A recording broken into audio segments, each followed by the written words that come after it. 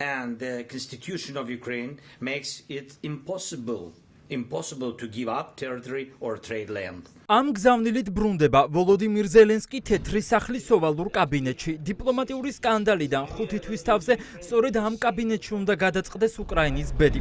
ტერიტორიების დათმობა არ იქნება. ზელენსკი კატეგორიული წინააღმდეგია, რომ სამშვიდობო ზავის სანაცვლოდ უკრაინამ საკუთარი მიწა დათმოს.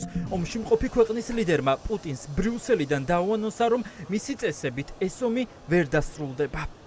Პუტინს ბევრი მოთხოვნა აქვს, მაგრამ ჩვენ ყველა არ ვიცით. ყველა მათგანის განხილვას დრო დასჭირდება. თუ იმდენი მოთხოვნა იქნება, რამდენის მოვისმინეთ. ამის გაკეთება ახლა საბრძოლო ზეწოლის ქვეშ შეუძლებელია. ამიტომ საბოლოო შეთანხმების სწრაფად მისაღწევად ცეცხლის შეწყვეტაა საჭირო. შედეგად აუცილებელია რეალური მოლაპარაკებები, რომელიც დაიწყება იქ, სადაც ამჟამად ფრონტის ხაზია. უკრაინის კონსტიტუცია შეუძლებელს ხდის ტერიტორიების დათმობას და ეს საკითხი სამხრივ სამიძე მხოლოდ უკრაინისა და რუსეთის ლიდერებმა უნდა განიხილონ. უკრაინის უსაფრთხოების საუკეთესო გარანტია ძლიერ უკრაინულ არმიას ნიშნავს. ომში მყოფი ქვეყნის ლიდერი ვაშინგტონში მარტო არ ჩადის. ზელენსკის ტრამპთან სასაუბროდ ევროპელი ლიდერებიც თან მიყავს. ბრიტანეთის, საფრანგეთის, გერმანიის, იტალიის და ფინეთის პირველი პირები, ნატოს გენერალური მდივანი და ევროკომისიის პრეზიდენტი. ახლა ყველა ამერიკაში გასამგზავრებლად ემზადება. ევროპა ისეთი ერთიანია, როგორც არასდროს. ურსულა ფონ დერ ლაიენი ამბობს, რომ უკრაინა ფოლადის ზღარბად უნდა იქცეს, რომლის მონელებაც თავდამსხმელისთვის მარტივი არ იქნება. უკრაინას უნდა შეეძლოს ტერიტორიული სუვერენიტეტის დაცვა და ასევე არ უნდა არსებობდეს შეზღუდვები მის შეიარაღებულ ძალებზე, მათ შორის საერთაშორისო ორგანიზაციებში გაწევრიანებისა და სხვა ქვეყნებისგან დახმარების მიღებაზე. ჩვენ მივესალმებით პრეზიდენტ ტრამპის სურვილს გააძლიეროს უსაფრთხოების გარანტიები უკრაინისთვის, რომლებიც ნატოს მეხუთე მუხლს დაემსგავსება. უკრაინა უნდა იქცეს ფოლადის ზღარბად, რომლის მონელებასაც ვერცერთი თავდამსხმელი ვერ შეძლებს. როგორც ჩანს, პუტინის მადა დაუცხრომელია. დღეს ცნობილი გახდა, რა პირობებით ჩავიდა რუსი დიქტატორი ამერიკის შეერთებულ შტატებში. როიტერის ინფორმაციით, რუსეთი მშვიდობის სანაცვლოდ დონბასის გადაცემას ითხოვს. მოთხოვნებს შორის არის უკრაინული ჯარის გაყვანა დონეცკის და ლუჰანსკის რეგიონებიდან. რუსეთი ამბობს, რომ გაყინავს ფრონტის ხაზებს ჰერსონისა და ზაპოროჟიეს რეგიონებში. და ეს ყველაფერი არ არის. პუტინს სამშვიდობო გეგმაში უწერია, რომ რუსული ენისთვის ოფიციალური სტატუსის მინიჭებას ითხოვს უკრაინის ზოგიერთ რეგიონში და უნდათ, რომ რუსული მართლმადიდებლური ეკლესიისთვის თავისუფალი საქმიანობის უფლება მოიპოვონ.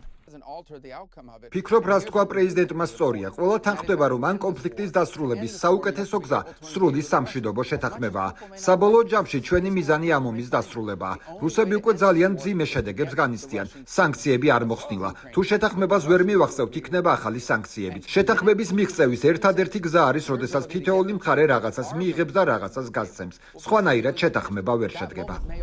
პუტინის პირობები უკრაინისთვის მიუღებელია, რადგან რუსეთის გეგმით უკრაინის 20% რუსეთის საკუთრებაში გადადის. ისეთი ტერიტორიებიც კი, რომელიც ამ დრომდე არ არის რუსეთის მიერ ოკუპირებული. რატომ სურს ასე ძალიან პუტინს დონბასი? იქ უკრაინის ნახშირისა და ფოლადის მწარმოებელი ძველი ზონა მდებარეობს, რომელიც ბუნებრივი რესურსებით მდიდარია.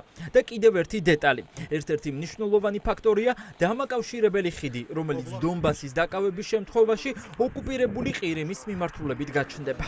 რუსეთი როგორც ჩანს მზადაა მოლაპარაკებები ეგრეთ წოდებულ საკონტაქტო ხაზის შესახებ აწარმოოს და ადმინისტრაციული ხაზების შესახებ.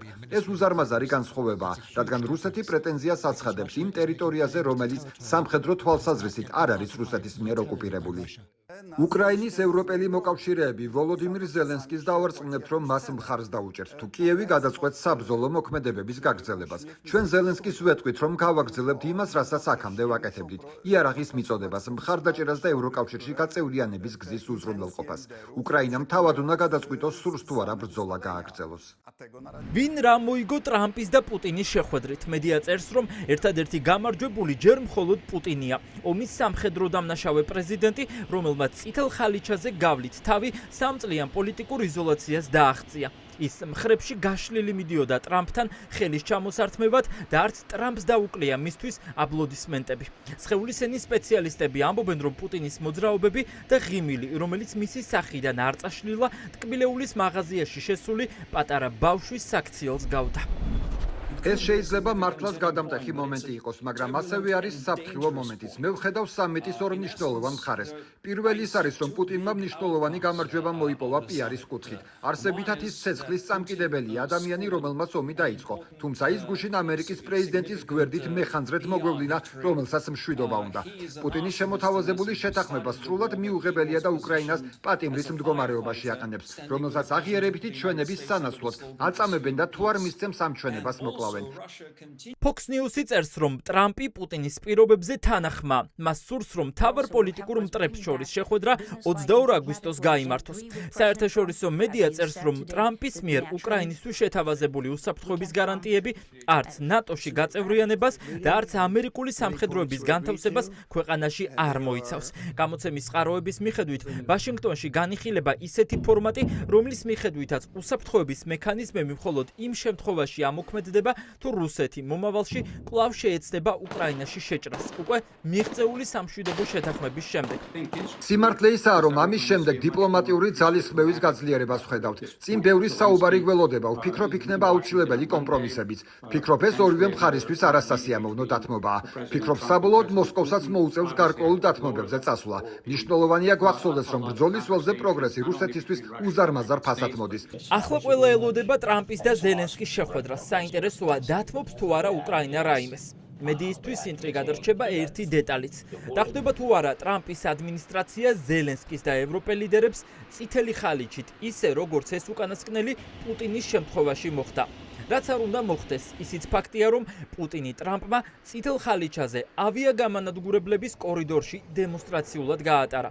ზუსტად იმ მომენტში პუტინის თავზე სტრატეგიული ბომბდამშვენები დაფრინავდნენ, რომლითაც ამერიკამ ირანს ბირთვული გული ამოაცალა. ეს მომენტი უკვე მიჩნეულია, როგორც ამერიკული ძალის დემონსტრირების მკაფიო ჟესტი.